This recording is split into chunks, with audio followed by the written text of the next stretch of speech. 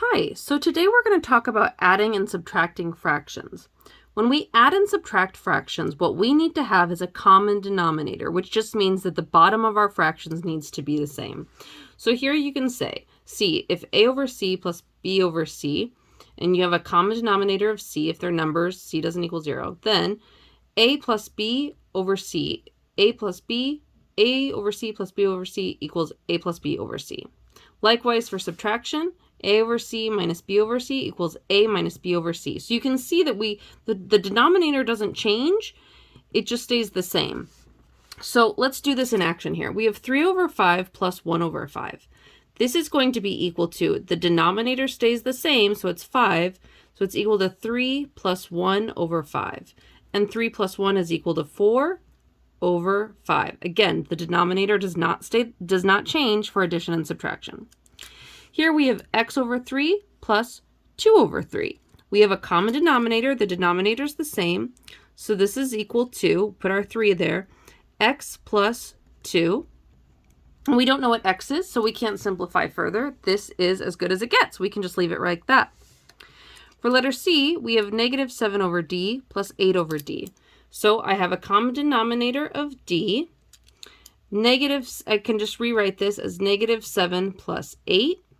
So negative 7 plus 8 is going to be equal to 1 over, the denominator stays the same, d. Here, 2n over 11 plus 5n over 11, common denominator of 11, 2n plus 5n. And these are like terms, right? I've got a 2n, a 5n. I can actually add these together. So this is going to be equal to 7n over 11. Okay, now we can do some subtraction here. 19 over 28 minus 7 over 28. The denominator stays the same. So I have 19 minus 7 all over 28. So that's going to be equal to 19 minus 7 is 12. Now 12 over 28, we can actually simplify this further. We know that both of those can be divided by 2. So actually, they might even be able to divide by 4. I think I can divide both by 4. So 12 divided by 4 is 3. 28 divided by 4 is 7. These are equivalent fractions that we learned about earlier. Here we have x over 7 minus 2 over 7. So we have a common denominator of 7. X minus 2. Okay, I can't simplify that any further. Here I have negative 9 over x minus 7 over x. So my denominator is x, and then I'm going to have negative 9 minus 7. And negative 9 minus 7 is going to be equal to a negative 16 all over x. And that's simplified as far as it goes as well. And finally, I have 2/5 plus negative 4/5. 1 second, let me check something here. Okay, I just had to check my own handwriting. This should be a minus 3/5 there. So I have a common denominator throughout, which is just 5. So this is going to be 2 plus a negative 4 minus 3. That's all over that. And that's equal to 2. I'm going to rewrite this as minus 4 minus 3 all over 5. 2 minus 4, I'm going from left to right, is a negative 2 minus 3 over 5, which just equals a negative 5 over 5. And here we can simplify this. Negative 5 over 5, 5 divides itself. We're just left with a negative 1. Okay. Now, that's when we had a common denominator, but what if we have a different denominator? Well, the first thing we need to do is actually find a common denominator, then change the fractions and add or subtract. So here we want to convert 8/15 and 11/24 to equivalent fractions with the denominator of 120. So 8 over 15 times what is going to be equal to something over 120. And 11 over 24 times something is going to be equal to something over 120. So if I take 120 divided by 15, I'm going to get 8. So I take my denominator by 8. 15 times 8 is 120. 8 times 8 is 64. If I take 120 divided by 24, I get 5. 24 times 5 is 120. 11 times 5 is 55. Now, what I could do, because these have a common denominator, I could add or subtract these, whatever, right? I could always multiply them when they were in this state and divide them, but now I can actually add and subtract them. So let's do this here. We have 1/2 plus 1/3. The first thing I need to do is get common denominators. 1/2, 1/3. I know that both of them can go into 6.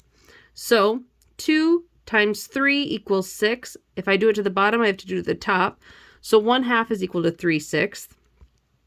And 3 times 2 is equal to 6. I do it to the bottom, I got to do it to the top. So 2 times 1 is 2. So now I have equivalent fractions. I can rewrite this. This is equal to 3/6 plus 2/6, which equals, I have a common denominator of 6. 3 plus 2 is 5. Okay, let's do another one here. 1/2 plus 1/5. I think that 2 and 5, the closest number they'll both go into is 10. So 1/2 of 10 is going to be 5/10, right? Plus 1/5 of 10, right? I took that times 2. So if I do this times 2, I'm going to have 2/10. I hope you can see how I did that. This was times 5 here, right?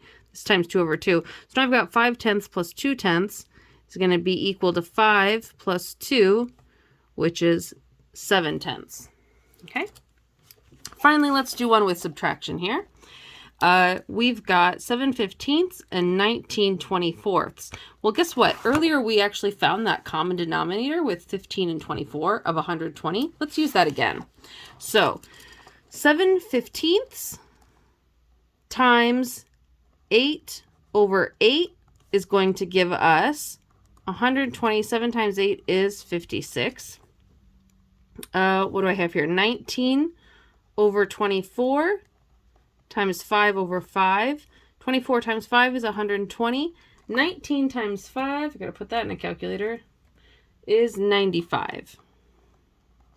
So now 7/15 I can rewrite this as 56 over 120 minus my 19 over 24, which is 95 over 120. So now I have 120 as my common denominator. I've got 56 minus 95. And if I put that in a calculator, I get a negative 39 over 120. Looking at this, if I add these up, 9, 10, 11, 12, and this is 3, I can divide this by 3. Let's do it. Let's simplify. So negative 39 divided by 3 is going to be a negative 13. And 120 divided by 3 is going to be a negative 40. Or 40, just 40 here, right? The only one of these is negative. And negative 13 over 40, I think that's our final answer. I don't think we can go any further because 13 is prime. All right, that's how we do this, add subtracting fractions. Please bring your questions to class and I'll help you then. See you. Bye.